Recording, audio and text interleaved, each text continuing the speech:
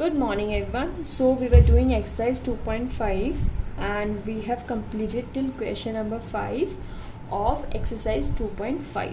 Today we will start with question number 6, which is a problem question. So let's start reading the question. A school needs 49,87,653 for its building. एक school है जिसको 49,87,653 rupees की ज़रूरत है अपनी building बनाने के लिए. It has only 35,92,468 in its accounts. और उनके पास अपने अकाउंट में कितने रुपीज़ हैं? 35,92,468. Estimate the money by rounding off to the nearest lakh it has still to raise.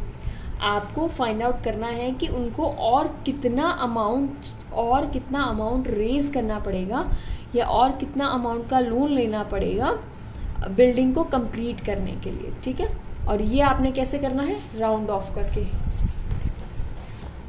So money हम एक और डिफरेंट तरीका राउंड ऑफ करने का सीखेंगे through this method. Money school needs for its building कितना है? 4,98,753 जो रुपीज़ है वो चाहिए स्कूल को अपनी बिल्डिंग को कंप्लीट करने के लिए. और money deposited in school account, money कितना डिपॉजिट है स्कूल के अकाउंट में? 35,92,468. अभी उसको बैंक से लोन लेना पड़ेगा. तो कैसे, कितना लोन लेना पड़ेगा ये हम कैसे फाइंड आउट करेंगे? हम जितना अमाउंट बिल्डिंग बनाने के लिए रिक्वायर्ड है उसमें से जितना अमाउंट स्कूल के पास है उसको हम सब्ट्रैक्ट कर देंगे तो हमारे पास वो अमाउंट आ जाएगा जो हमें और लोन लेना पड़ेगा बिल्डिंग को कंप्लीट करने के लिए. ठीक है, तो वो आएगा 13,96,185.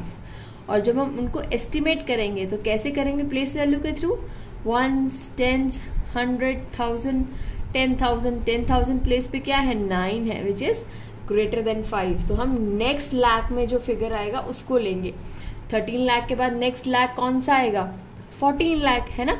सो हमेशा 13 के बाद 3 के बाद यहाँ पे 4 आएगा हमेशा नेक्स्ट राउंड में, नेक्स्ट राउंड ऑफ करने के लिए. 13 से के बाद 14 लाख और सारे डिजिट 0 हो जाते हैं ना 14 लाख में.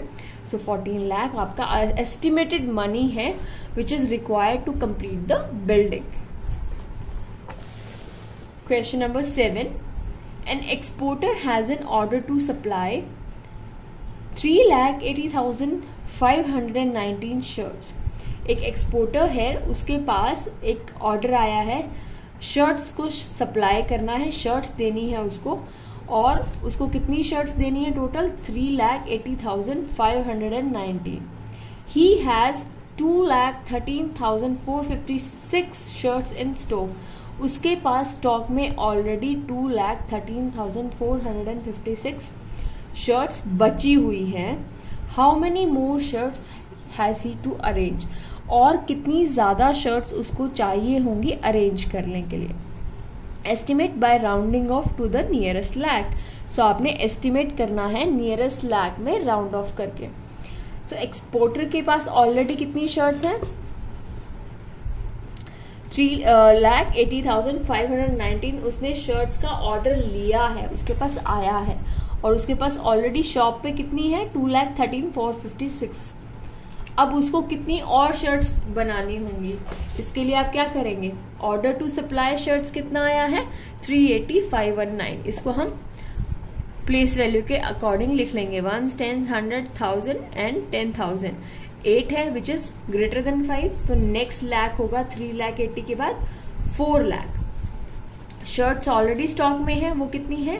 2,13,456. और 10,000 प्लेस पे 1 है विच इज लेस देन 5. तो क्या होगा? पिछला जो लाख था दैट इज 1 लाख. तो 1 लाख आएगा. सो 2 लाख आएगा. 2 लाख उसके बाद ही तो 13 वो आया होगा ना. तो 4 - 2 2 लाख शर्ट्स उसको और बनानी पड़ेंगी तब जाके he'll be able to complete the order. 2 lakh shirts और वो बनाएगा तो वो ऑर्डर कंप्लीट हो जाएगा.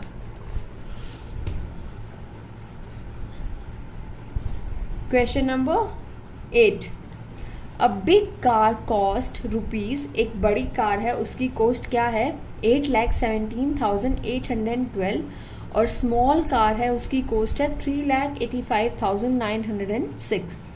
Estimate the difference in their cost, इन दोनों की जो डिफरेंस है, इनकी कॉस्ट में जो डिफरेंस है वो आपने फाइंड आउट करना है।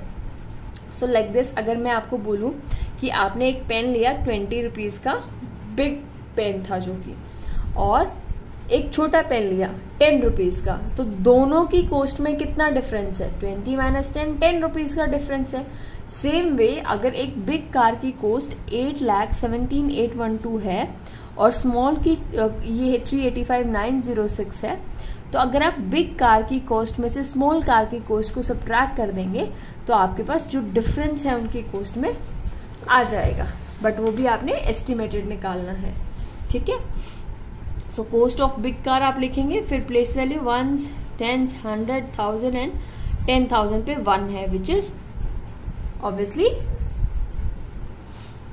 Less than 5। सो यहां पर आएगा 8 लाख, नियरेस्ट लाख कौन सा था 8 लाख, और यहां पर 8 इज 10,000 प्लेस पे 8 है विच इज ग्रेटर देन 5, तो इस पे नेक्स्ट 3,85,000 के बाद नेक्स्ट लाख कौन सा आएगा 4। सो 8 माइनस 4 आपको 4 लाख का दोनों कार्स का एस्टिमेटेड डिफरेंस है। This is not actual, this is estimated difference. तो ये था क्वेश्चन नंबर 8 तक। अब हम करेंगे क्वेश्चन नंबर 9 जो हमें बुक में ही करना है, which is a better way. My salary is 79,495 per month, मेरी जो सैलरी है वो है 79,495 every month, can be written in a better way as my salary is 80,000।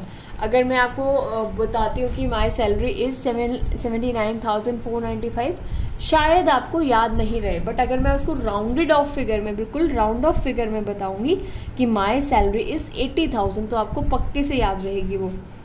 और मैंने 80,000 किस बेसिस पे बताए, क्योंकि 79 लाख को आगे ही बढ़ा के मैं बताऊंगी, क्योंकि उसके जो 10,000 प्लेस पे जो डिजिट है वो 5 से ज्यादा है, तो हम नेक्स्ट लाख में लेंगे ना। I am 15 year 3 months 8 days old, इसको मैं कैसे बताऊं, I am 14 year, ये मैंने कैसे निकाला 15, 3, 8 को जब हम नंबर्स में लिखेंगे तो 1s, 10s, 100,000 प्लेस पे 1 था विच इज लेस देन 5, तो हम कैसे करेंगे, इसको कम करके बताएंगे। सो ये 14 ईयर्स, एस्टिमेटेडली 14 ईयर्स उसकी एज है। सेम वे बी, सी और डी है जो आपने खुद से ट्राई करना है। Now last exercise is story writing. ठीक है, फ्रेमिंग ऑफ वर्ड प्रॉब्लम। अभी तक आप क्या कर रहे थे, वर्ड प्रॉब्लम से डिजिट्स को, प्रॉब्लम्स को सॉल्व करके लिख रहे थे, फिर नंबर्स को सब्ट्रैक्ट कर रहे थे।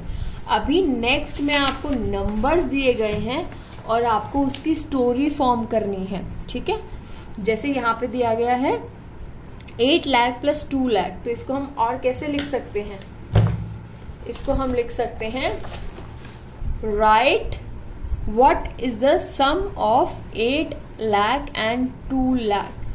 ठीक है, इसको हम कैसे लिख सकते हैं, what is the sum of 8 lakh and 2 lakh. Next है 530,219 प्लस 87,100, इसको हम कैसे लिख सकते हैं, प्रॉब्लम में स्टोरी बनाएंगे। अब हम इसकी कि एक फैक्ट्री थी, उसने प्रोड्यूस किए 5,30,219 बल्ब्स और 87,100 ट्यूबलाइट्स। एक फैक्ट्री ने बल्ब्स प्रोड्यूस किए इतने और ट्यूबलाइट्स प्रोड्यूस की इतनी एक साल में। So what is the total production of the factory, तो पूरे साल में फैक्ट्री ने टोटल कितना प्रोडक्शन किया होगा। अभी हम एडिशन के सम्स कर रहे हैं, तो इसमें हम जनरली वर्ड यूज करते हैं टोटल, हाउ मच। इससे हमें पता चलता है कि हम वैल्यूज को ऐड करेंगे, एडिशन करेंगे उसका। ठीक है, सो क्वेश्चन 3 है सेम उसमें भी एडिशन दिखाया गया है ना। सो उसका भी हम प्रॉब्लम का भी एक वो बनाएंगे स्टोरी फॉर्मेट कि Arun bought a laptop costing 2,80,950 and a laptop bag for 894 rupees. और एक लैपटॉप बैग खरीदा उसने 894 रुपए का। How much money did he spend all together, पूरा मिला के उसने कितना पैसा स्पेंड किया लैपटॉप पे, लैपटॉप और उसके बैग पे। ठीक है, तो इसको भी आपने हाउ मच, यहाँ भी हाउ मच आया, टोटल आया है ना। तो ये सारा टोटल हाउ मच हमें बताता है कि हमको जो सम दिया गया है, जो नंबर्स दिए गए हैं, उसका एडिशन करना है। नेक्स्ट है सब्ट्रैक्शन।